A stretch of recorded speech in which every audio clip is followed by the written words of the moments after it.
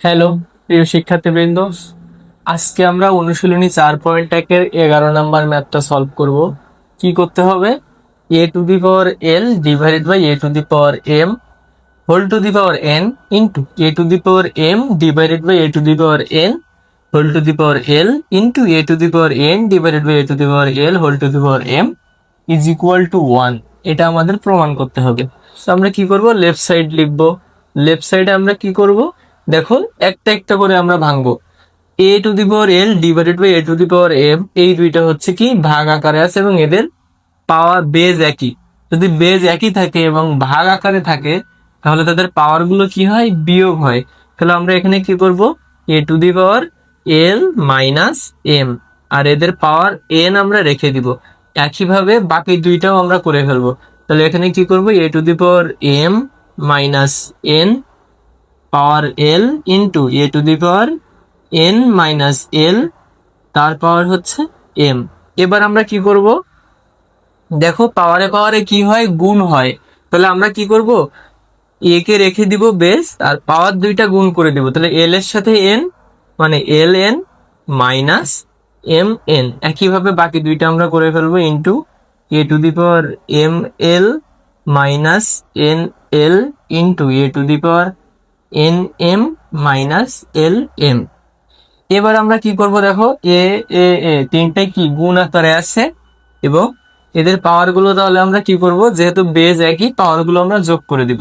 তাহলে বেজ আমরা তিনটা থেকে একটা নিলাম, আর পাওয়ার গুলো আমরা কি করব? যোগ করে দেবো। তাহলে l N minus M n plus m এল minus l n, n l কে এল এন লিখলাম, প্লাস এন এম কে আমরা এম এন লিখলাম, মাইনাস এম এল।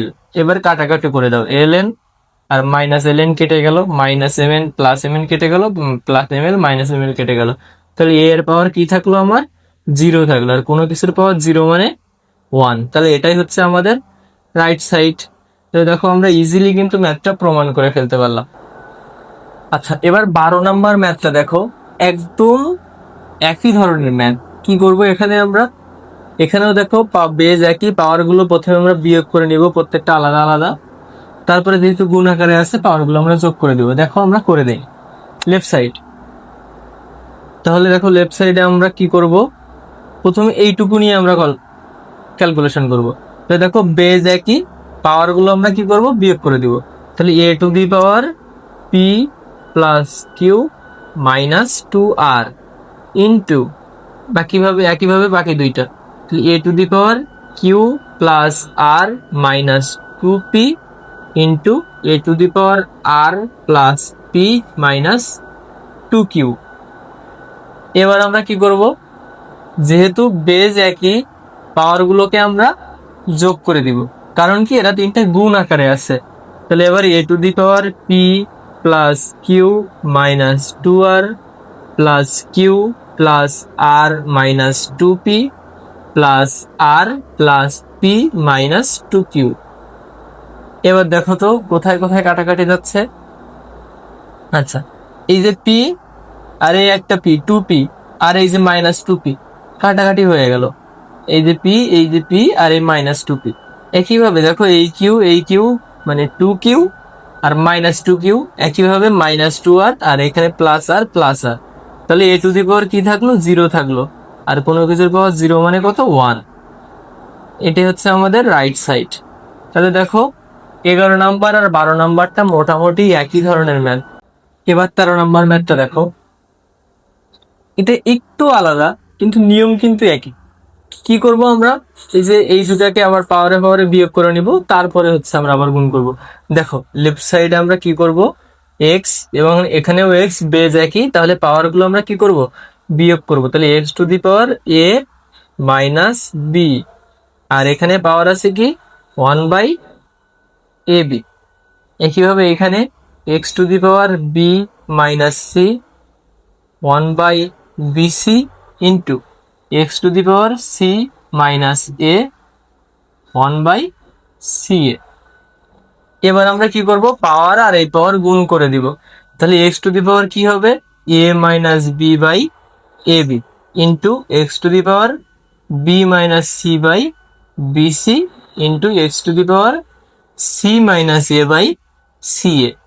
এবার কি করব দেখো, গুণ আকারে আছে, বেশ সবগুলোর একই, পাওয়ারগুলো আমরা যোগ করে দিব। তাহলে x to the power a minus b by A b plus B minus c by b c plus C minus a by c a. এবার আমরা কি করব, পাওয়ারে এখানে এবার আমরা কি করব, পাওয়ার গুলোকে আমরা লসাগু করে দিব। তাহলে দেখো এক্স টু দি পাওয়ার এখানে লসাগু করলে হয় A B B C, C এর লসাগু হয় এ বি সি। তাহলে এখানে থাকলো কি সি, তাহলে A minus B into C plus B minus C into A plus C minus A into B.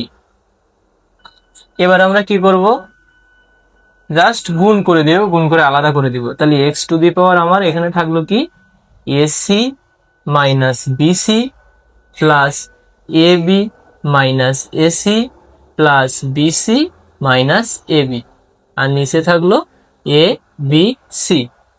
এবার দেখো তো, মাইনাস এসি প্লাস এসি কেটে গেল, প্লাস বিসি মাইনাস বিসি কেটে গেল, মাইনাস এবি প্লাস এবি কেটে গেল।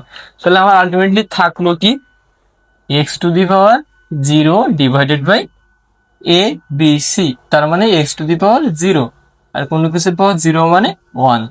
তাহলে এটাই হচ্ছে আমাদের রাইট সাইড। তো দেখো 13 নম্বরটাও আমাদের হয়ে গেল।